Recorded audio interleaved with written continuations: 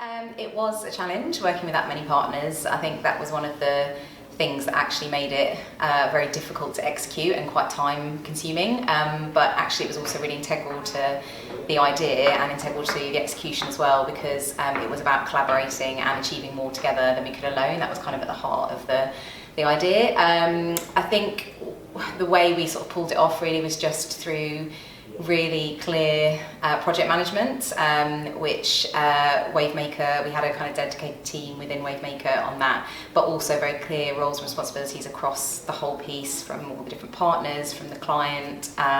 from ourselves, and also Channel 4, who really were a brilliant partner with this, and they played a really key role, particularly with the other brands, so with Maltesers and McCain's, who they obviously have a brilliant relationship with. So I think it was about that sort of very tight organisation, but also really open collaboration and wanting, we were all working towards the same goal and working really well together.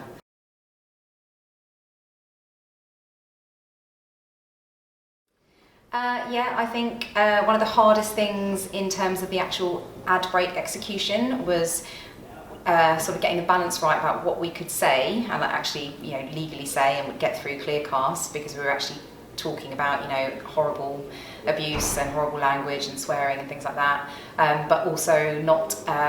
sanitising it so much that it would lose all its impact and actually then wouldn't make the point that we were trying to make. So that was a very difficult balance, and we had to work really closely with Clearcast and Channel 4 on that. And we also had a real challenge around, we needed the tone of this to be right, and what we absolutely didn't want to do was be seen to be trolling the trollers or actually bullying people that bully, because we know that bullying is a cycle, and often people that do these kind of things online are victims themselves in one way or another. So we were trying to be quite sensitive to that as well. So even the choice of Together Against Hate rather than something more provocative or aggressive,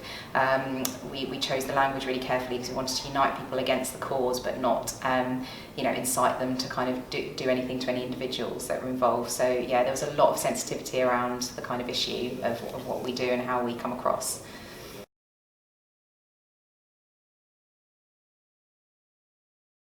I think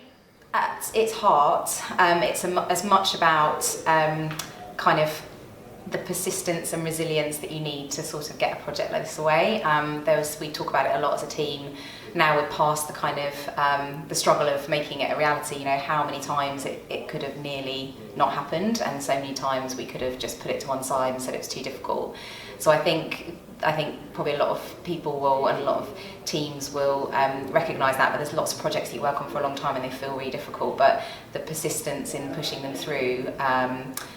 is actually when you get the rewards eventually from that hard work. I think also making sure you've got